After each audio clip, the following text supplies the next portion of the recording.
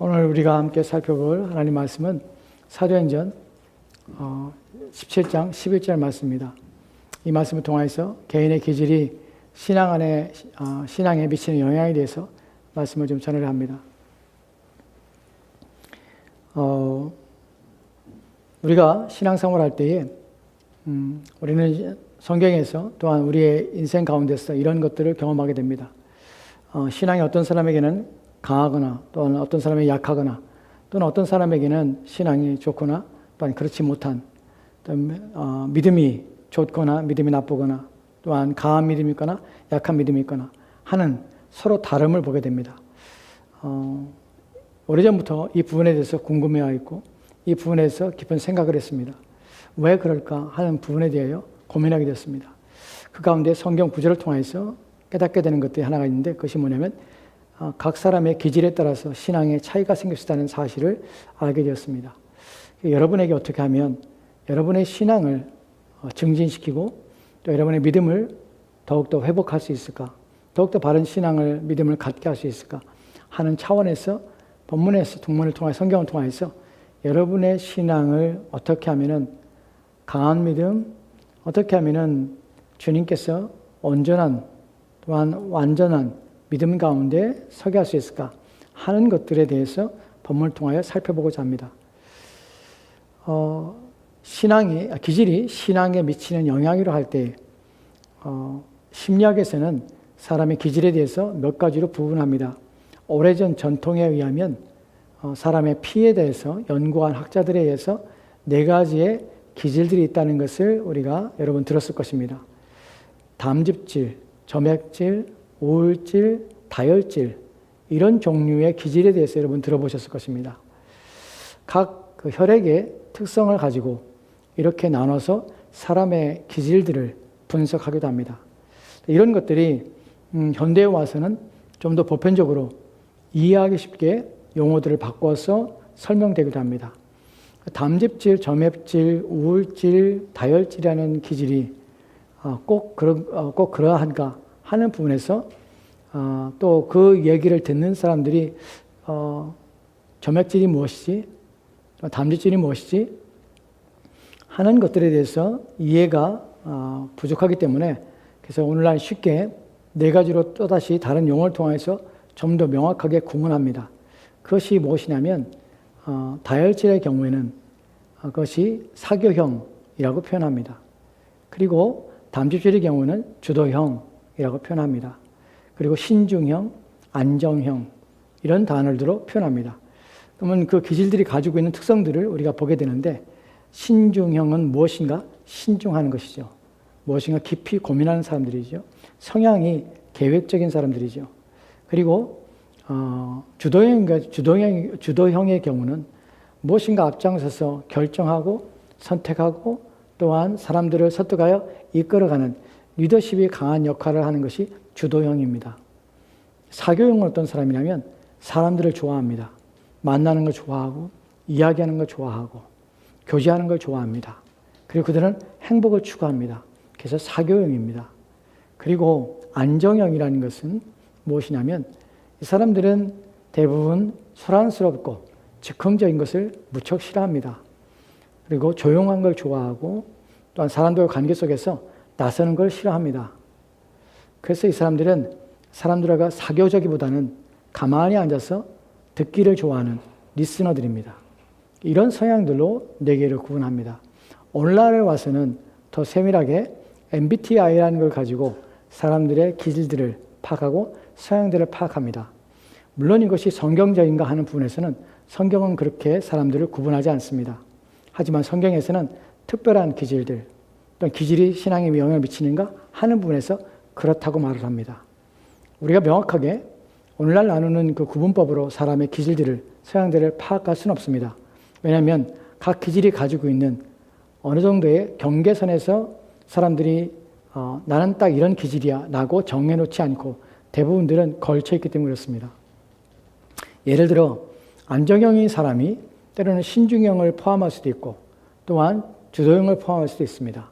그래서 조용하고 나서기를 싫어하지만 조용하게 준비하며 계획하는 성향 또한 가질 수 있다는 것이에요. 여러분의 기질이 무엇이다 딱히 말할 수 있는 것은 아닙니다.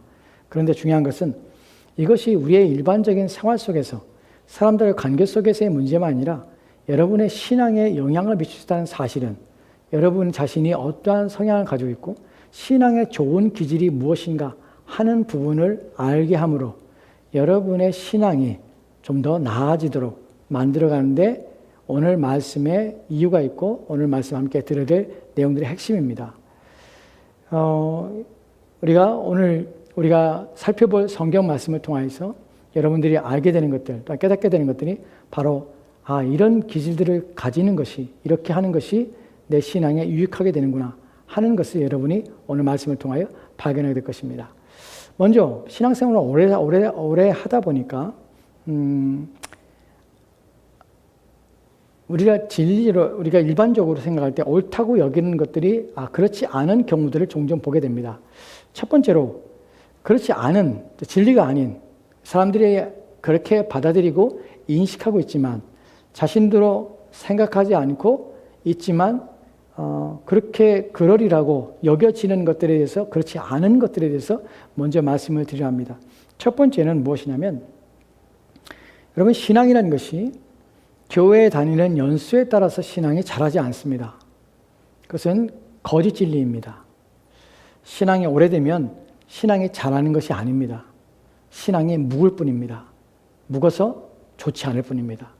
많이 좋지 않습니다. 신앙이 자라지 않으면 내 신앙의 연수가 결코 나의 신앙의 길이와 신앙의 크기와 비례하지 않는다는 것이에요. 그것이 사람들이 착각하는 것입니다. 저도 처음에 제가 80년대에 제 나이 17살 때에 그해 11월 달에 전 주님을 개인적으로 영접했습니다. 주님이 저를 찾아오셨습니다. 그래서 그때 인격적으로 주님을 만나게 되었습니다. 그때에 제가 가장 부러웠던 사람이 누구냐면 신앙생활 오래 하신 분들이에요. 교회 안에서 권사님이나 장로님들을 보면 연세가 지긋하신 분들이 40년, 50년의 신앙생활을 했다고 하더라고요. 처음에 제가 그분들을 대할 때에 우리 교회 장로님이시고 우리 교회 권사님이신데 50년 신앙생활 했으니까 나는 지금 처음 신앙생활 하는데 저분과 나는 얼마나 큰 차이가 있을까? 얼마나 깊이가 있고 얼마나 신앙이 좋으실까? 나는 것을 생각했어요. 그리고 몇 년 동안도 계속 그런 생각을 했습니다. 저보다 신앙생활을 50년 하면 얼마나 더 깊이 하나님을 사랑하게 될까? 더 좋은 신앙이 될까? 더 인격적으로 더 나은 사람이 될 수 있을까? 라는 것을 생각했는데 나중에 신앙생활을 하면 할수록 느끼는 것이 뭐냐면 신앙의 연수와 그 사람이 가지고 있는 믿음은 정비례하지 않는다는 사실이에요. 전혀 다르시다는 것이에요. 성경에 보면 히브리서에 우리가 보지 않겠지만 히브리서 6장에 보면 바울이 그런 말을 합니다. 그리스도의 도의 초보를 버리라고 합니다. 그리고 어떻게? 완전한 믿음에 완전한 데까지 나아가라고 말을 해요. 에베소서 4장의 12절 13절 말씀을 보면 어린아이를 버리라고 합니다. 그리고 뭐라고 말하냐면 왜 어린아이의 미를 버리라고 하냐면 어린아이는 속기를 잘하고 유혹에 빠지고 그리고 요동하는 마치 파도와 같이 요동하는 상태에 있어서 그렇기 때문에 어린아이를 버리라는 것입니다. 무슨 말입니까? 장성하라는 것이에요. 자라가고 성숙하라는 것이에요. 그것이 그리스도께서 여러분을 위해 죽으시고 여러분을 중생하신 이유가 되는 것이에요. 심지어는 성경에 어린아이 같은 상태에 있는 사람들에 대해서 말하는 것을 보게 됩니다. 고린도전서 3장 1절과 3절 말씀을 보면 이렇게 읽겠습니다. 같이 돌아갑시다. 같이 읽겠습니다. 시작. 형제들아 내가 신령한 자들을 대함과 같이 너에게 말할 수 없었어. 육신에 속한 자 곧 그리스도 안에서 어린아이들을 대함과 같이 하노라. 너희는 아직도 육신에 속한 자로다. 너희 가운데 시기와 분쟁이 있으니 어찌 육신에 속하여 사람을 따라 행함이 아니리요. 아멘. 본문에 보면은 형제들아 내가 신령한 자들을 대함과 같이 너에게 할 수 없어서 신령한 자들이라는 것은 신령하다 보니까 어떤 영적이다, 어떤 다른 사람보다 다른 무엇인가를 더 특별히 경험하고 체험하고 한 사람이라는 것이 우리가 일반적으로 신령이라는 단어를 통해 생각하는 개념이에요. 전혀 그렇지 않습니다. 신령이라는 것은 믿음이 성숙한 자들이에요. 믿음이 성숙하고 믿음이 강한 자들이에요. 믿음이 좋은 자들이에요. 믿음에 깊이가 있는 자들이에요. 이런 자들을 대함과 같이 내가 너를 대하지 못해. 그래서 어떻게? 육신에 속한 자라다. 내가 말하소서 육신에 속한 자 그리스도 안에서 어린아이를 대함과 같이 하노라. 너희는 아직도 육신에 속한 자로다. 너희 가운데 시기와 분쟁이 있으면 어찌하니 육신에 속하여 사람을 따라 행함이 아니리요. 무슨 말입니까? 어린아이 같고 어린아이가 따른 것은 육신을 따라 행하는 것이에요. 옛날 그리스도를 믿지 않았을 때의 삶의 방식, 생각, 마음, 이 모든 것이 세상 사람과 전혀 다르지 않는 상태에 있는 것이에요. 그렇다고 이 사람들이 중생하지 않은 사람입니까? 그렇지 않아요. 이 사람들은 예수 그리스도를 믿는 사람입니다. 거듭난 사람이에요. 그래서 바울이 뭐라 합니까? 형제들아 라는 표현을 쓰는 것이에요. 너희가 구원받았지만 여전히 신앙은 너무나 아이야. 여기서 어린아이는 5살, 6살 말하는 것이 아니에요. 애기예요, 애기. 1살, 2살이에요. 그 정도로 철이 없는 것이에요. 이해가 없고 생각이 없는 것이에요. 구원받았지만 여전히 그런 상태에 있는 것이에요. 여러분 생각해 봅시다. 50살 먹은 사람이 1~2살 아이의 행동을 하는 것을 우리는 뭐라고 합니까? 병이죠. 큰 병에 걸린 것이에요. 40살 먹은 사람이 1~2살짜리의 어린아이의 행동을 하고 또한 그런 모습을 보인다면 병이에요. 큰 병에 걸린 것이에요. 누구도 온전하지 않은 것이에요. 사람이지만 사람같이 안 보이는 것이에요. 우리가 어린아이를 사람입니다. 사람이 아닌 것이 아니에요. 그냥 사람의 행동을 못하는 것이에요. 여러분이 중생하고 거듭날 수 있습니다. 그리스도인일 수 있습니다. 그런데 그리스도인인데 아직 그리스도인이 아닌 것처럼 어떻게? 아이가 사람이지만 사람이 아닌 것처럼 사람의 행동을 못하는 상태에 있는 것이에요. 그것이 병이 든 것이에요. 신앙이 깊어지면, 신앙이 오래되면 사람들이 저절로 신앙이 자라고 믿음이 자라서 좋은 그리스도인의 모습을 보인다는 것은 거짓입니다. 그렇지 않습니다. 여러분의 신앙의 연수가 여러분을 온전한 신자로 만들지 않습니다.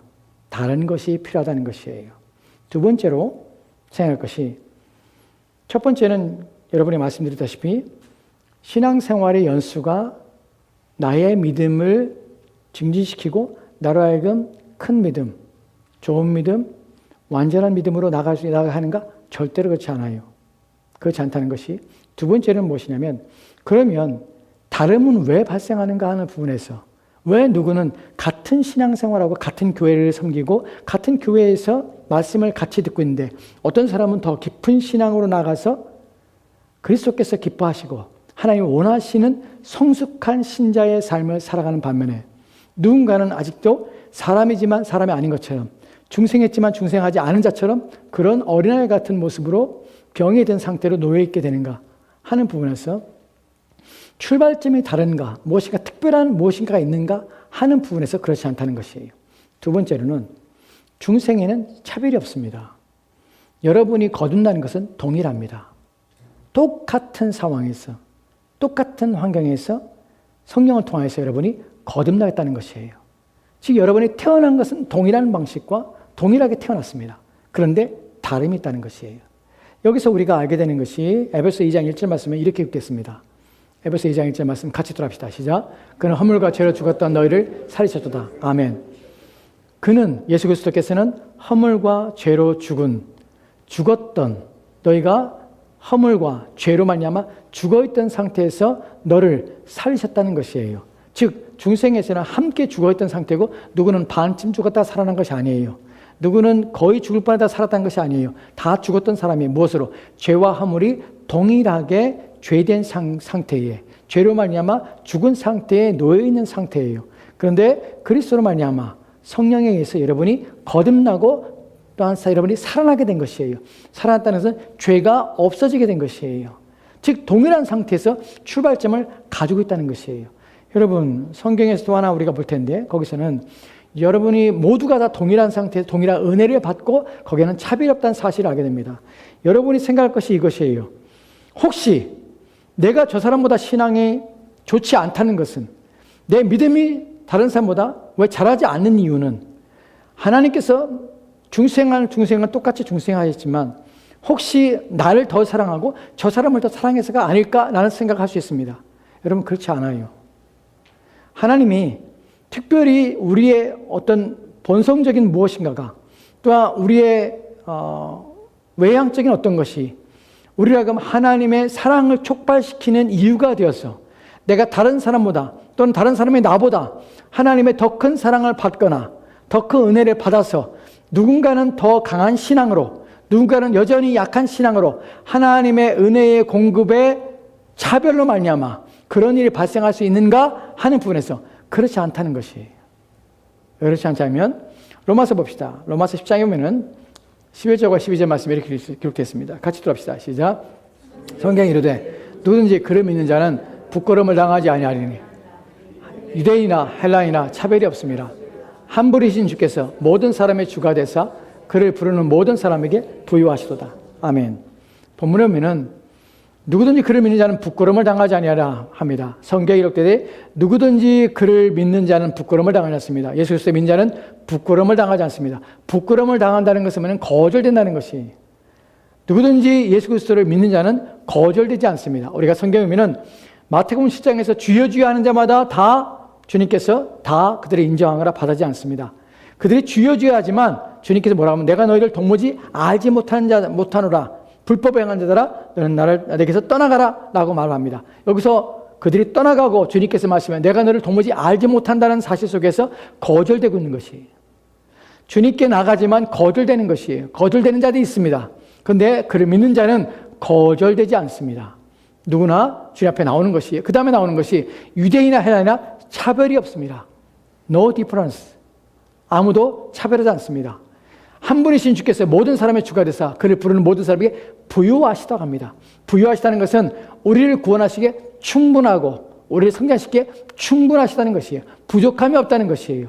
즉 하나님 편에서 누군가의 신앙을 더 크게 하고 누군가의 신앙을 더 약하게 하는 하나님 편에서의 사랑에 대해서, 은혜에 대해서, 공급하심에 대해서 차별이 있는가? 그렇지 않다는 것이. 문제는 무엇이냐면 우리가 가지고 있는 우리의 기질적인 문제들, 우리가 하나님이 주시는 것들에 대해서 우리가 반응하는 우리의 자세와 태도가 누군가는 더 깊은 신앙으로, 누군가는 하나님이 기뻐하시는 신앙으로, 누군가는 남들보다 더 뛰어난 온전한 신앙으로 더 완전한 상태로 나아가는 자들이 있다는 것이에요. 그래서 그리스도인 다움이 구원하신 목적에 가까이 나가는 그런 신실한 자들이 있다는 사실이에요.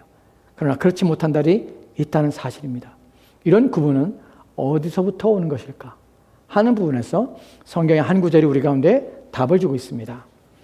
우리가 오늘 살펴볼, 또한 우리가 함께 읽었던 사도행전 17장 11절 말씀을 다시 보도록 합시다. 같이 천천히 읽겠습니다. 같이 읽겠습니다. 시작.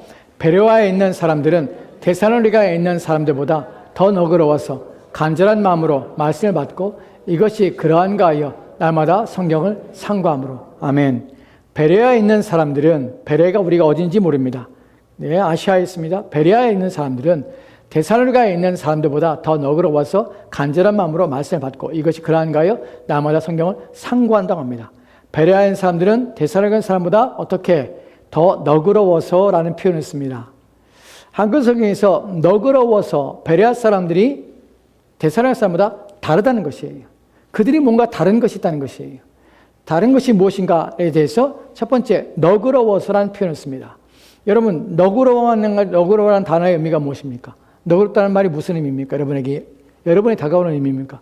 너그럽다는 것은 포용력이 있다, 배려심이 있다, 남에 대해서 공감하고 남에 대해서 이해하며 또 남을 수용한다 하는 것이 너그럽다는 것의 우리의 일반적인 개념입니다. 이해입니다.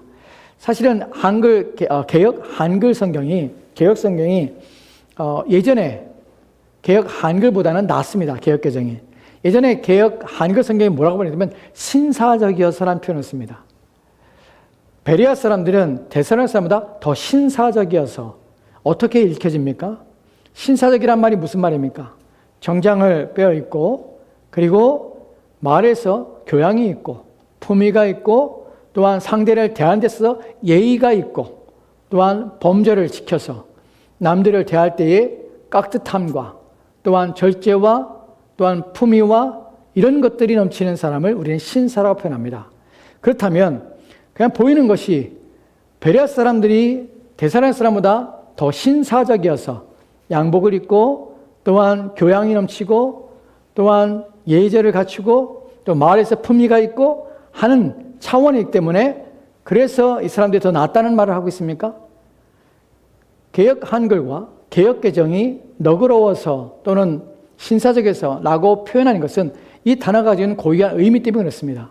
사실 이 단어는 어떤 의미를 가지고 있냐면 원어의 의미는 출신 성분이 고결한 것이에요. 즉 사람들은 출신이 어디냐면 귀족이에요.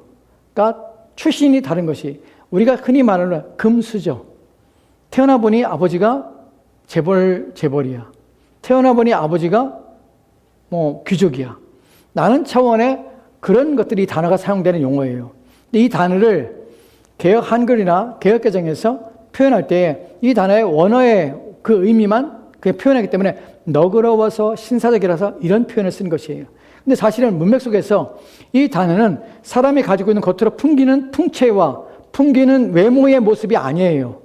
본문은 내면의 어떤 것을 말할 때 본문에서 신사적이라든지 너그러워서라는 표현을 쓰는 것이 단순히 누군가 포용적인 것이 아니라 무엇인가 내면에 바뀐 것이에요.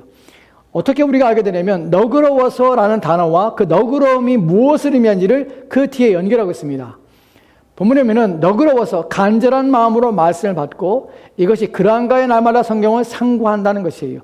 너그러움이 어디에 붙었냐면 간절한 마음으로 말씀을 받는 것에 대해서 They receive the message with a great eagerness and examined the scriptures every day to see if what Paul said was true. 그 말씀이 그러한가 하여 상고하는 상태가 너그러움을 표현하고 있다는 사실이에요. 즉 너그러움은 외적으로 또한 상대에 대한 인간에 대한 배려심이나 수용력이 아니라 무엇에 대하여 하나님 말씀에 대해서 그들의 자세와 태도를 의미한다는 것을 우리가 알게 됩니다. 즉 여기서 그들의 기질이 나오는 것이에요. 여기서 또 하나 우리가 생각할 것이 무엇이냐면 베레 사람과 고린도 사람들이 지금 차이가 있다고 말씀하고 있습니다. 이 두 사람은 다른 도시에서 다른 환경 속에서 살았기 때문에 그 환경이 이들의 기질에 영향을 미쳐서 각기 다른가 하는 부분이에요. 그러나 그렇지 않아요. 왜 그렇지 않냐면 둘 다 유대인이에요. 데살로니가에 있는 사람도 유대인이에요. 베레아 사람도 유대인이에요. 영어 성경은 그래서 뭐라 하면 베레아 주스, 유대인이라고 표현하고 있습니다. 즉 민족적으로 같은 민족인데 이들은 도시가 다르다는 것뿐이지 이들은 같은 민족으로서 민족성을 가지고 있음을 불구하고 서로 다른 방향으로 서로 다른 모습으로 나타난다는 것이 무엇 때문에? 그들이 가지고 있는 무엇에 대한 말씀에 대한 기질과 또한 말씀에 대한 자세와 태도가 다르다는 사실입니다. 이것이 신앙의 중요한 여러분의 믿음을 바꾸는 성장시키는 중요한 키포인트가 된다는 사실이에요. 여러분 한국 사람의 세상 사람들이 세계인들이 한국 사람들을 보는 평가 기준은 무엇입니까? 한국 사람에게서 가장 떠오르는 외국 사람들이 한국 사람에 가장 떠올리는 것이 무엇입니까? 근면함, 성실함, 빠릇빠릇함. 예, 빠릇빠릇하죠. 한국 사람들은. 한국 사람들은 어디 가서도 빠릇빠릇해요. 식당에 가서 밥 먹을 때 앉자마자 그래서 외국의 레스토랑에서 가장 좋아하는 고객이 한국 사람이라고 하더라고요. 왜냐면 그 사람들은 오자마자 앉아서 주문한 음식이 나오자마자 먹고 한 5분에 10분 사이에 일어나 자리를 뜬대요. 그러니까 이 사람들이 회전율이 좋죠. 한국 사람들이 좀 그래요. 근데 여러분 한국 사람이 근면하고 성실하고 빠릇빠릇하고 어떤 일에 있어서 일을 잘하고 하는 그런 민족성 우리는 가지고 있다고 우리는 생각하죠. 전혀 그렇지 않습니다. 1870년, 70년, 80년, 90년대에 한국에 들어왔던 선교사들이 일기를 써서 또 서신을 써서 선교 보고서를 미국에 보낸 내용들이 있습니다. 거기에 기록에 의하면 한국 사람에 대해서 그들이 어떻게 평가했냐면 어떤 민족 가운데서도 가장 게을러 터지고 가장 무능하고 이 나라는 소망이 없다. 거지 근성이 가득한 나라. 그러니까 그렇게 표현을 했어요. 한국 사람만큼 너무나 게을러 터져서 일하기 싫어하는 민족성을 가지고 있는 이 나라는 소망이 없는 나라다. 그렇게 리포트를 써서 보냈어요. 1880년대, 90년대 한국은 민족적으로 가장 게으른 나라였어요. 그런데 지금 어떻습니까? 완전히 바뀌었죠. 완전히 그런 이미지가 우리 가운데 없어요. 그러니까 기질적인 면에서 그렇다 어떻다 라는 것이 상황과 환경 속에서 변화될 수 있다는 것이, 사실은 본문에서 베레아 사람들이 가지고 있는 기질은 본성 속에서 나와서 그들이 그런 상태에 빠진 것은 아닙니다. 왜냐하면 무엇에 대해서 그러냐면 하나님 말씀에 대해서 간절함과 그 말씀의 그러한과 상고하는 데 있어서 그들은 전혀 다른 기질적인 방향들이 나왔다는 사실이에요. 이 부분에서 좀 더 생각해 봅시다. 간절한 마음이라는 표현이 헬라어에서 간절한 마음에 표현하는 것이 무엇이냐면 열정이에요. 본문에서 보면은 준비된 마음을 갖는 것이에요. 여러분의 신앙의 성장에 있어서 베레아 사람들이, 베레아에 있는 유대인들이 고린도의 유대인과 전혀 다른 방향을 보인 것은 하나님 말씀에 대한 열정과 하나님 말씀에 대한 준비된 마음을 가지고, 근데 본문에서 영어 성경에, 한글 성경에는 더 너고라는 표현을 썼는데 이 더라는 것은 모든이라는 것이, 모든 것에서 모든 마음의 상태가 하나님 말씀에 대해서 열정을 가지고 정성을 가지고 또한 그 말씀에 대해서 듣고자 하며 그 말씀을 받는 일이라는 표현을 써요. 받는. 그 말씀 받을 때에 그 말씀을 흡수하고자 하는 마음이 있다는 것이, 여러분 신앙에 잘하는, 여러분이 잘하게 되는 방식이 뭐냐면 하나님 말씀을 얼마나 여러분이 흡수하는가 하는 부분이에요. 예배 또한 성경의 말씀을 가르치는 모든 시간에 하나님 말씀을 대하는 자세와 태도가 여러분의 신앙에 큰 차이를 만들어낼 수 있다는 사실입니다. 저에게 감사한 것은, 저는 좋은 습관을 가지고 있는데 그것이 뭐냐면, 저는 고등학교 때는 이미 자리가 정해져서 그래서 그렇지만 대학생활 또한 유학하는 생활 속에서도 저는 모든 수업 시간에 가장 앞에 앉았어요. 가장 앞에. 저는 습관이 그래요. 가장 앞에 앉습니다. 왜 뒤에 안 앉냐면 뒤에 앉으면 사람들이 다 보여. 사람들이. 제가 뒤에 앉지 않는 이유가 사람들이 보여. 사람들이 머리가 보이고 행동이 보이고 다 보여. 그러면 딴 생각하게 돼. 맨 앞에 있으면 아무도 안 보여. 누구밖에? 교수님밖에 안 보여. 생활 습관이 하나님 말씀을 듣는 것이 여러분에게 큰 믿음에 영향을 미칩니다. 왜 나는 신앙이 저 사람보다 낫지 않을까 라고 고민하고, 내가 생각할 때 나는 신앙생활을 40년 하고 난 교회를 40년 다녔는데 왜 나는 성경에 대해서 이것밖에 모를까? 하나님에 대해 말하라면 나는 왜 부끄러울까? 또한 기도하는 일이나 이런 부분에서 나는 왜 자연스럽지 않을까? 하는 부분에서 여러분이 고민하고 있다면, 더 나은 신앙, 나도 하나님을 더 많이 알고 싶다면, 여러분이 하나님 정말 만나고 싶다면, 이런 마음이 여러분이 일어나는 것들은 그냥 일어나는 것이 아니에요. 여러분이 알아야 될 중요한 것은 여러분이 영적인 여러분의 마음이 일어나는 것들은 결코 그냥 일어나는 것이 아닙니다. 그 마음이 일어나게 하시는 성령의 역사예요. 여러분이 하나님 말씀을 들어야겠다. 그 말씀을 정말 궁금하구나. 그 말씀에 대해 깨닫고 싶어. 그분이 하나님 성경이 하나님이 뭐라고 말하고 있지? 나는 것을 인식하고 하고자 하는 것은, 나도 교회를 다녔는데 나도 이제 하나님을 정말 잘 믿고 싶어. 나는 마음이 일어나는 것은 성령께서 여러분 마음에 그런 마음을 일으켜 주시는 것이에요. 그런데 중요한 것은 그때에, 그 일으키시는 그때에 여러분의 마음 속에 그래, 내가 일어나는 그 마음에 내가 열정을 가져야지. 내가 그 마음에 준비돼서 해봐야지. 내가 시도해야지 하는 것들이 여러분 마음에 일어나야 되는 것이에요. 그것이 여러분에서 일어나는 기질적인 성향이 여러분의 신앙을 온전하게 만드는 방식입니다. 하나님 말씀이 주어질 때 여러분은 그 말씀을 받는 일에 온 힘을 기울여야 합니다. 생각을 기울여야 됩니다. 그리고 집중하셔야 합니다. 본문에서 간절한 마음으로 말씀을 받다는 의미가 바로 그런 의미예요. 또 하나는 그들이 어떻게 매일 날마다 뭐 했냐면 말씀이 그러한가 해서 그 말씀을 상고했다고 합니다. 상고라는 말이 한자적인 의미 때문에 어렵습니다. 근데 이것이 영어 성경에 exam, 그래서 시험하다, 테스트하다라는 것이에요. 근데 이 단어가 원어의 의미는 어디에 사용되는 의미냐면 법정에 사용된 것이에요. 즉 법을 다스리는 곳에서 검사가 판결을 내리기 전에 철저하게 옳은 판결을 위해서, 실수가 없는 판결을 위해서 계속해서 조사하는 내용이 바로 여기서 상고하다는 의미예요. 즉 하나님 말씀이 그러한가? 오늘 내가 그 말씀을 들었는데 그 말씀이 그러한가를 생각해 보는 것이에요. 그렇지 않은가를 생각하는 것이 아니라 아닐 거야. 그 말씀이 거짓말일 거야. 그 말씀에 대해서 의문을 제기하거나 그 말씀에 대해서 듣지 아니하거나 그 말씀을 내가 내 마음속에서 받아들이지 않고자 하는 의지가 아니라 받고 그 말씀의 그러한가, 그 말씀의 사실이 더 어떠한가, 그 말씀에 대한 이해가 더 어떠해야 되는가 하는 것을 더 깊이 파고드는 상태가 바로 본문에서의 상고하다는 의미예요. 그런 생활 습관을 가지고 있는 자는 누구의 말을 들을 때에, 어떤 일을 들을 때에 그냥 듣지 않냐고 그 말씀의 의미와 그 말씀의 내용에 대해서 깊은 이해를 가지려고 자세와 태도를 가지고 나아가는 것, 이것이 바로 신앙생활에 있어서 여러분의 믿음을 자라게 하는 가장 중요한 동기가 된다는 사실입니다. 제가 여러분에게 말씀드릴 때에 이러한 여러분의 마음에 일어나는 것들은 그냥 일어나는 것이 아니라고 말씀드렸습니다. 신앙은 여러분이 하나님에 대해서 알고자 하는 마음은 하나님 말씀을 들을 때 그러한가라는 궁금함과 그것에 대해서 여러분이 고민을 가지고 생각하고자 하는 것은 누가 주시는 마음이냐면 하나님이 주시는 마음입니다. 왜냐하면 성령께서 그렇게 하시기 때문에 그래요. 성령께서 우리 마음에 어떤 마음을 주시냐면 부드러운 마음을 주시고 하나님 말씀에 대해서 나아가고자 원하는 마음을 우리 마음에 일으켜 주십니다. 에스겔서 36장이면 26절과 27절 말씀 이렇게 읽겠습니다.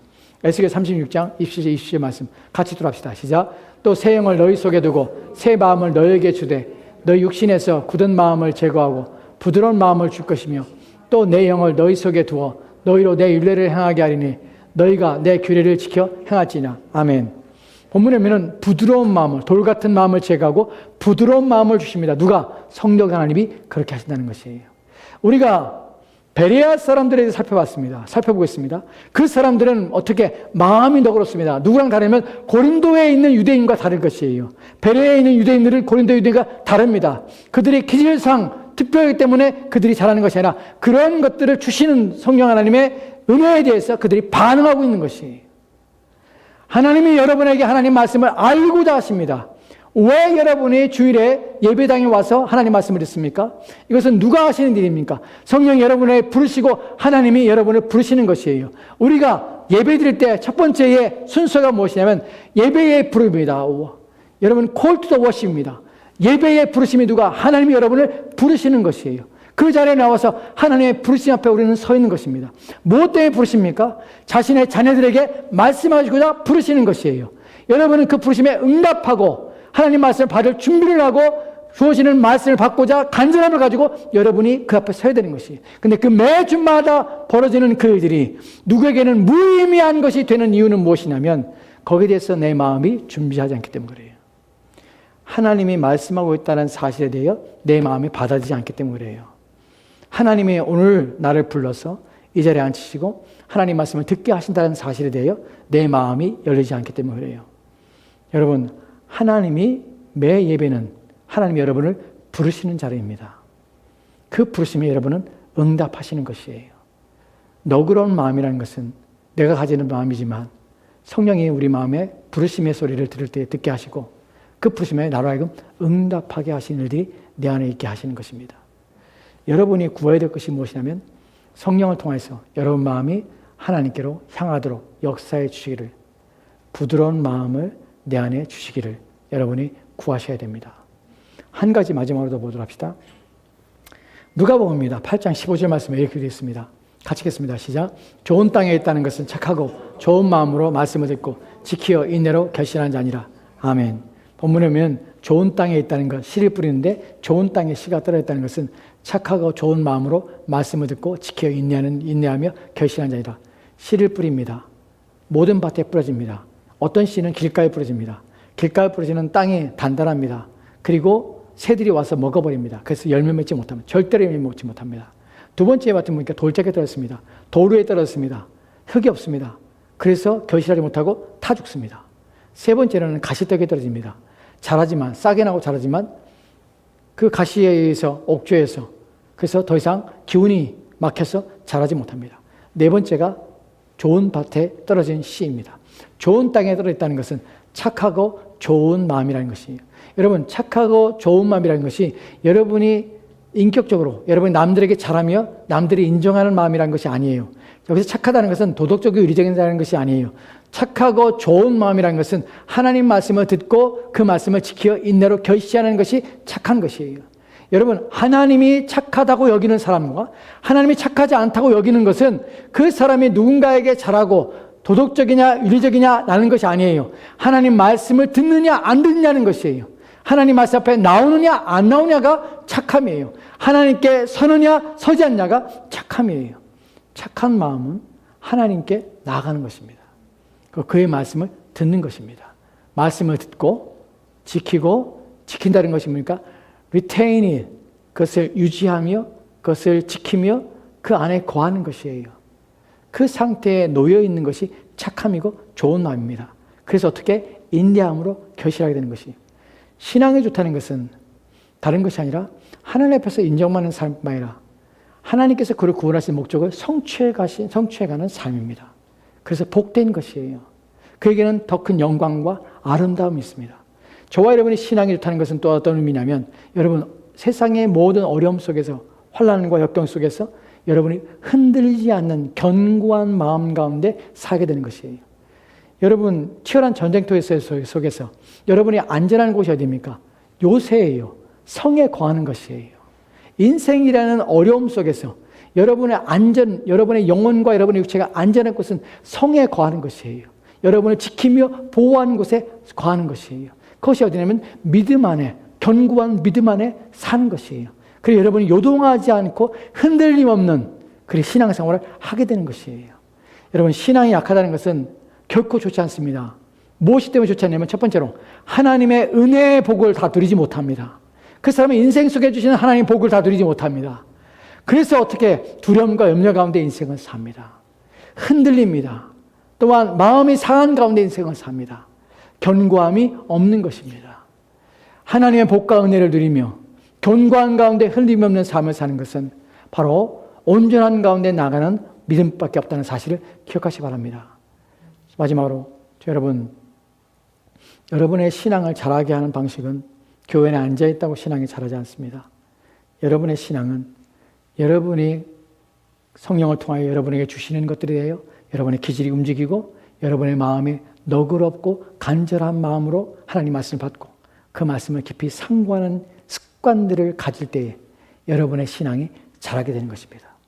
부디 여러분의 남은 인생 가운데서 여러분의 신앙이 진보하시고 여러분의 신앙이 성장하시기 바랍니다. 그래서 남은 인생이 여러분이 하나님의 은혜와 복을 누리며 사는 여러분의 삶이 되었으면 좋겠습니다. 기도합시다.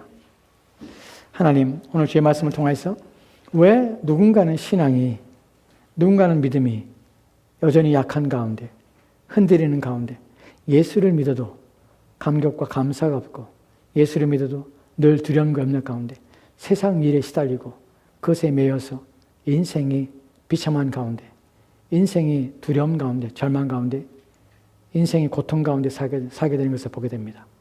하나님의 은혜, 하나님께서 우리 가운데 주시고자 하는 것들을 받아서 그 준비된 마음과 열정을 가지고 하나님 말씀을 가까이 하며 그 말씀을 받는 일에 온 힘을 기울이고 그 말씀이 그러한가요? 날마다 그 말씀을 따라 삶을 살아내고 함으로 말미암아 우리의 믿음과 우리의 신앙에 자랄 수 있다는 사실을 기억하고 우리의 가지고 있는 기질과 또한 그 기질에 역사하시는 성령 하나님을 통하여서 더욱 깊은 믿음, 더욱 성숙한 믿음, 온전한 믿음 가운데 살아감으로 말미암아 우리 인생이 더욱 하나님 앞에 복된 자의 삶으로 살아내도록 주여 도와주시옵소서. 이 은혜가 이 말씀을 받고 그 말씀에 의지하여 살고자 하는 모든 자들 가운데 그들 가운데 역사하게 하시고 그들 가운데 적용되어서 실현되어지도록 주님 도와주시옵소서. 주께서 함께 원하오며 예수님 이름으로 기도합니다. 아멘. 다 같이 찬송합시다. 다 같이 나서